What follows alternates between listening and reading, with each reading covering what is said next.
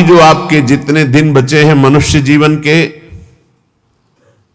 ये प्राय प्रश्न बना रहता है, मुझसे पाप हो गए, क्या क्षमा कर देंगे भगवान? तो ध्यान से सुनिए, मनुष्य जीवन में अभी जो आपके दिन बचे हैं, यदि उन दिनों का ज्ञान पूर्वक सदुपयोग करें, अर्थात नाम जप करते हुए पूर्व में जो पाप किए पुनः ना होने पावे, तो मैं तुम्हें वचन देता हूं कि तुम्हारे सारे पाप मेरे प्रभु क्षमा कर देंगे, तुम्हें कोई भी पाप का दंड नहीं भोगना पड़ेगा।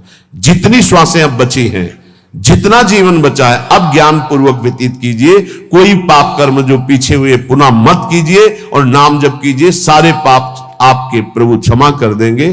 गीता जी, सर्वधर्मान परित्यज्य मामेकम शरणम ब्रज अहम त्वाम सर्व पापेभ्यो मोक्षयिष्यामि मा शुचा, श्री भगवान के वचन है। जो आंतरिक काम क्रोधादि रोग हैं, इनको नष्ट करने के लिए 5 औषधियां हैं। जैसे पेट खराब हो जाए तो पंचसकार चूर्ण की आवश्यकता होती है, ऐसे ही हमारा विचार खराब हो गया है, दिमाग खराब हो गया है। सत्य वस्तु को भूलकर असत्य में रमण करना पागलों का कार्य है। वो सत्य मार्ग के पथिकों को पागल समझते हैं और सत्य मार्ग के पथिक उनको समझ रहे हैं कि इतना कीमती जीवन तुम व्यर्थ में नष्ट कर रहे हो, और वो समझ रहे हैं मानव जीवन को ये कैसे बर्बाद कर रहे हैं, ना कोई भोग भोग रहे हैं, ना कोई धन संचय कर रहे हैं, इनका जीवन ही बर्बाद हो रहा है। वो नहीं समझ पाते। ये 5 हैं जो तुम्हारे आंतरिक भवरोग को नष्ट कर देंगे, पाप जो हो रहा है उस पाप की प्रवृत्ति का नाश कर देंगे। 5, पहला सत्संग। सत्संग, अगर भगवान की कृपा हुई है तभी सत्संग प्राप्त होता है। प्रथम भगति संतन कर संगा, दूसरे रति मम कथा प्रसंगा। सबसे पहली कृपा भगवान की होती है कि सत्संग प्राप्त होता है। अहो भाग्य रोज सत्संग प्राप्त हो, अहो भाग्य। जिस दिन होता कि आज पूज्य श्री मथुरादास जी कथा करने नहीं आएंगे, उनका स्वास्थ्य खराब है, या आज उनकी निर्जला एकादशी है, उस दिन ऐसा लगता है जैसे वज्रपात हो गया हो कि आज महापुरुषों के चरित्र सुनने को नहीं मिलेंगे। जो महापुरुषों से सत्संग प्राप्त, वो फिर और जैसे रबड़ी पाने के बाद गुड़ का सीरा चाटने की इच्छा नहीं होगी। यद्यपि वो भी मीठा होता है, वो भी पवित्र गन्ने के रस से बनता है, पर नहीं, जो रसमलाई पा चुके हैं ना, उनको फिर गुड़ का स्वाद नहीं आएगा। ऐसे ही जो सच्चिदानंद में डूबे हुए महापुरुषों के वचनों को श्रवणेंद्रिय से पान कर लिए ना, फिर वो केवल शाब्दिक प्रवचन में उसका श्रवणेंद्रिय स्वाद नहीं ले पाएगी। उसको चाहिए अनुभवी, क्योंकि उतने गरु वचन सुन लिए तो अब फिर और नहीं। अगर भगवत प्राप्त महापुरुष का सत्संग सुन लिया तो इन कानों की इतनी गरु स्थिति हो जाएगी कि वो हल्का शब्द सुन ही नहीं सकते, वो खुद अपने आप उनको लगे बंद करो यार। वो कान इतने बड़े व्यसनी हो चुके हैं भगवदानंद के कि बिना भगवदानंद प्राप्त हुए महापुरुष के वचन उसे अच्छे ही नहीं लगेंगे। जब द्रवे दीन दयालु राघव तो साधु संगति पाइए। पहला है आंतरिक रोगों के नाश करने का उपाय सत्संग। जिसे सत्संग मिल गया तो बड़ी भारी विजय प्राप्त करने का अवसर मिल गया। रोज सत्संग में असत विकारों के प्रति हे भाव और भगवान की प्राप्ति के लिए उत्साह पैदा होता है, रोज जो सत्संग सुनते हैं। दूसरा, पहला सत्संग, दूसरा स्वाध्याय। जो हमारे आचार्य की वाणी है, जो गुरुदेव ने आदेश किया जिन ग्रंथों का स्वाध्याय करने के लिए, उन्हीं ग्रंथों का स्वाध्याय करना चाहिए। स्वाध्याय का मतलब नहीं कि कुछ भी स्वाध्याय करो, नहीं, गुरुदेव के अनुसार शास्त्र स्वाध्याय करना चाहिए, जो गुरुदेव आदेश कर रहे हैं। जो आचार्य वाणी है, जो हमारी उपासना में हमको पुष्ट कर सकते हैं, वही स्वाध्याय करना चाहिए। तीसरा है आहार। स्वल्पाहार, सत्संग, स्वाध्याय, स्वल्पाहार।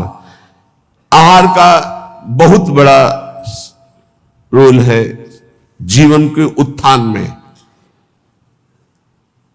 भगवान शंकराचार्य जी ने भी साधन पंचक लिखा है, उसके एक एक शब्द का आगे श्लोक तो बहुत बड़े। वेदो नित्यम अधीयताम संगा सत्सु विधीयताम महावाक्यार्थस्य विचारिताम क्षुद व्याधि चिकित्सताम एकांते सुखमास्यताम। 5 बातें, इन्हीं का विस्तार वर्णन किया है। वेदो नित्यम अधीयताम, नित्य शास्त्रों का स्वाध्याय होना चाहिए। संगा सत्सु विधीयताम, भगवत प्राप्त महापुरुषों का संग होना चाहिए।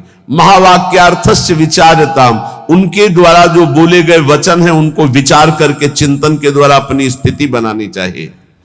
फिर चौथा अपने आप कहा, जो इसमें तीसरे में स्वल्पाहार है, उसमें कहा क्षुध व्याधि चिकित्सताम, क्षुधा रूपी व्याधि की चिकित्सा करे। भिक्षान्नम औषधम, जैसे व्याधि की औषधि के द्वारा, तो क्षुधा रूपी व्याधि की भिक्षान्न के द्वारा विरक्त और धर्म के द्वारा कमाए हुए अन्न से ग्रस्त, वो भी स्वल्पाहारम, भूख से कम। बहुत बड़ा इसमें योग है, आप अच्छे से समझ लीजिए। आप समझते हैं अधिक पाने से आप बलवान होंगे, बिल्कुल भूल है आपकी, ये भूल बहुत बड़ी है। अल्पाहार करने से जीवनी शक्ति बहुत प्रबल होती है। जितना आप भजन में उन्मत्त होने वाले महापुरुषों को देखेंगे वो अल्पाहार करने वाले होंगे।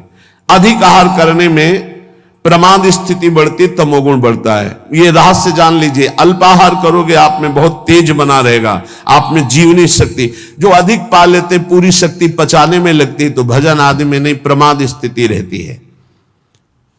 चौथा जो उसमें लिखा है एकांते सुखमास्यताम, इसमें लिखा है रात्रि के चौथे प्रहर में भागवती क्रियाओं का अनुष्ठान करना चाहिए।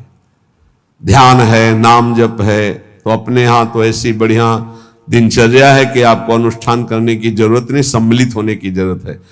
जो प्रातःकालीन बेला पर जग करके भागवती का अनुष्ठान करता है, वो आंतरिक विकारों पर विजय प्राप्त कर लेता है। स्वप्न दोष 4 बजे सोने वाले को ही बहुत जोर के होते हैं। जो प्रातः 3 बजे से जग जाते हैं, 10 बजे के बाद सोते हैं, स्वप्न दोष होने की संभावना ही नहीं रहती। यदि वो सावधान है तो गलत क्रिया करते हैं, गलत भोजन करते हैं, उनकी बात अलग है। नहीं, समय ही नहीं है। प्रायः 3, 4, 5, 6 इसमें स्वप्न दोष होता है प्रातःकालीन बेला पर।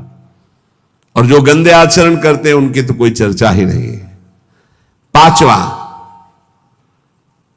जो कुछ साधन भजन करे एकांत चिंतन आंतरिक, उसका चिंतन पूर्वक करे, एकाग्रता पूर्वक करे, सारी शक्ति लगा करके, बटोर करके। नाम जप करे तो नाम में, मंत्र जप कर रहे तो मंत्र में, सत्संग सुन रहे तो सत्संग के वाक्यों में। ये 5 हैं जिनके द्वारा हम आंतरिक विकारों पर विजय प्राप्त कर लेते हैं। पहला सत्संग, दूसरा स्वाध्याय, तीसरा अल्पाहार, चौथा प्रातःकालीन बेला पर उठकर भागवती का अनुष्ठान, 5वां जो कुछ भी करे एकाग्रता पूर्वक सारी शक्ति लगाकर उसी में। जो अपने ऊपर हर समय ईश्वर की, आराध्य देव की कृपा का अनुभव करता रहता है, ये बहुत बड़ी बात है। हर परिस्थिति में बड़ी कृपा, श्री जी की बड़ी कृपा, श्री जी की बड़ी कृपा। एक हमने संत भगवान को देखा, वो बल्ब ऐसे लगा रहे थे तो चूक हो गई, तो वही किसी कनेक्शन में कहीं छू गए, मारा ऐसा झटका तो सीढ़ी गिरी, सीढ़ी से सीढ़ियों पे आकर के गिरे, उससे नीचे चबूतरे के नीचे आके गिरे, काफी चोट लग गई थी।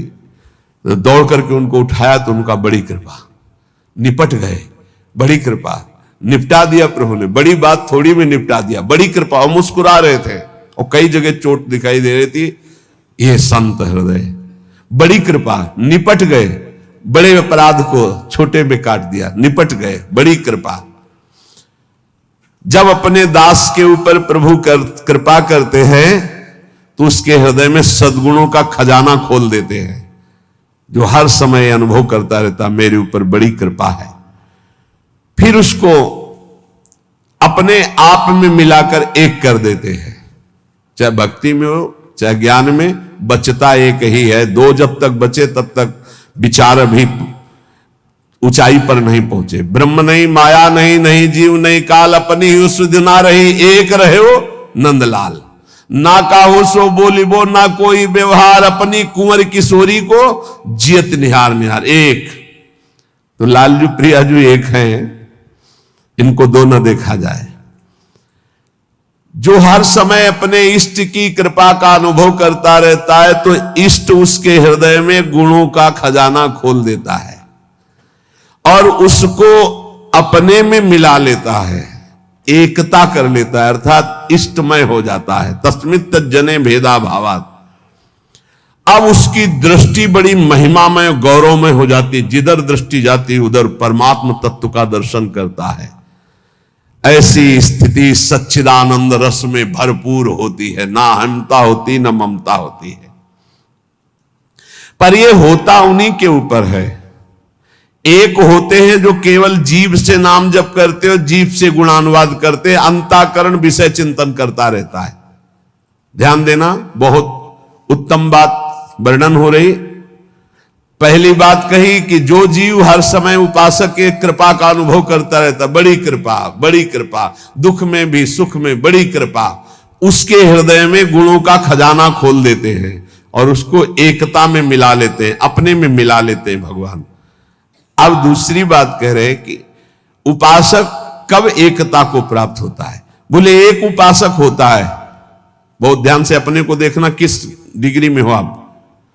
एक उपासक होता है जो जीव के द्वारा नाम जप करता है, जीव के द्वारा गुणों का गान करता, पर हृदय में विषय चिंतन होता है। दूसरा उपासक होता है जो जीव के द्वारा नाम जप करता है, गुणानुवाद करता है, अंतःकरण भी उसी में जुड़ा हुआ होता है। ये विशेष कृपा पात्र होता है। और तीसरा उपासक होता है जो जीव से नाम जप करता है, गुणानुवाद करता है, हृदय से जुड़ा रहता है और स्वयं लीला में डूबा रहता है। जो गाया जो चिंतन किया उसी में डूबा है। ये तीसरा, ये सर्वोपरि उपासक है। जो गाया वही चिंतन, जो चिंतन उसी में डूबा। एक गान कर रहा है लेकिन चिंतन विषय का हो रहा है, एक गान भी कर रहा है चिंतन भी कर रहा है, एक गान भी कर रहा है चिंतन भी कर रहा है और डूबा भी उसी में है, सुध ही नहीं। यह है उत्तम अवस्था उपासक की।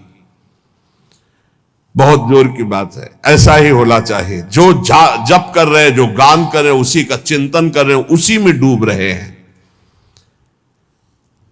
पहला जो नाम जप कर रहा है, गुणगान कर रहा है, हृदय से विषय चिंतन कर रहा है, वो उसको इस लोक और परलोक के भोग परास्त कर देते हैं। बहुत सावधान, ऐसा उपासक भ्रष्ट होने में देर नहीं लगेगी। जिसका वाणी से गान हो रहा है और हृदय से भी चिंतन हो रहा है, उसको इस लोक और परलोक के भोग अच्छे नहीं लगते, पर परास्त करने की गुंजाइश है। लेकिन तीसरा जो मनन करके डूबा हुआ है, त्रिभुवन का भोग, सामर्थ्य नहीं कि उसको लुभायमान कर सके, भ्रष्ट कर सके। तीसरी बहुत ऊंची स्थिति है। जो गृहस्थी में रह करके अपने परिवार से हंसता है, बोलता है, व्यवहार करता है, खाता पीता चलता उठता बैठता है, पर ऐसे जैसे विदेश में आए हुए मेहमान। गृहस्थी में कैसे भगवत प्राप्त? बोले जो अपने परिवार के साथ हंसता है, खाता पीता बोलता व्यवहार करता है, बढ़िया सब वैसे ही, लेकिन वो ऐसे जैसे किसी मेहमान के यहां गया हो। उसको पता है रहना नहीं, देश बिराना है, ये भी छूटेंगे, शरीर भी छूटेगा, जाना है, मुझे प्रभु के पास जाना है। क्योंकि वो अपने परम प्रिय सखा प्रभु को हृदय में निरंतर चिंतन करते हुए ऊंची स्थिति को प्राप्त है कि मुझे भगवत प्राप्ति करनी है। ये सब केवल एक व्यवहार मात्र है। वो उस स्थिति में परिवार में रहता हुआ, संसार में रहता हुआ शायद ही कोई समझ पावे कि कितनी ऊंची कोटि का महात्मा है वो। गृहस्थ में रहते हुए, जो अपने परिवार में रहते हुए प्रेम व्यवहार करते हुए, कमाते खाते हुए, हर समय भगवत स्मरण करते हुए ऐसे रहता है जैसे किसी मेहमान के यहाँ कि मुझे तो जाना है, नए घर मेरा, न मकान मेरा, में नई वस्तु मेरी, नाथ सकल संपदा तुम्हारी, मैं सेवक समेत सुत नारी, मुझे तो आप चाहिए। देखो, जब तक तुम संसार की कामनाओं से निवृत्त नहीं होगे तो ये संसार तुम्हें फंसाए रखेगा। तुम्हारा सारा साधन भजन जो परलोक प्रदान करने वाला है, ये संसार नष्ट कर देगा। संसार की कामनाओं की जब तक निवृत्ति नहीं होती तब तक संसार फंसाए रखता है, और ये जितना साधन भजन बनता है सब खा जाता है संसार। तुम कहलाओगे भगत, लेकिन तुच्छ विषयों में अपने भजन को बेचने वाले भगत नहीं कहलाते। तुम जैसे तैसे अपने इंद्रिय और मन को बिखेर रखा है, इंद्रियां मन तुम्हारे भजन को नष्ट कर रही है। अत्यंत तुच्छ असत जड़ दुख रूप भोगों में वो मूर्ख अपने भजन को छीन कर देता है, भजन को बर्बाद कर देता है। इसलिए इस संसार की लौकिक वस्तुओं को जो तुम्हें प्राप्त है भगवद अर्पित करके प्रसाद रूप भोगो, और निर्मल परमानंद की प्राप्ति के लिए कोई इच्छा मत करो, अपने भजन को बचा के रखो। ये पदार्थ आदि तो भगवान अपने आप तुम्हारी व्यवस्था करेंगे, तुम भजन से भगवान की प्राप्ति की चाह करो। जो इस बात को स्वीकार कर लेते हैं उनके अंदर एक नई कामना जागृत होती कि कुछ लोग तो ये जान जाएं कि मैं भजन करता हूं, ये बहुत जोर की इच्छा होती है। हमें और कुछ भोग नहीं चाहिए, इतना तो है कि लोग ये हमारा सम्मान कह के करें कि बड़ा भजनानंदी है, बड़ा त्यागी है, बहुत अच्छा है, गृहस्थी में रहते हुए महात्मा है या विरक्ति होते हुए कितना बढ़िया महात्मा है। ये कान सुनने के लिए लालायित रहते हैं। लोग मेरी योग्यता को जाने कि मैं कितना अच्छा हूं, ऐसी इच्छा जो करता है तो इच्छा करते ही वो परम पद का अधिकार खो देता है।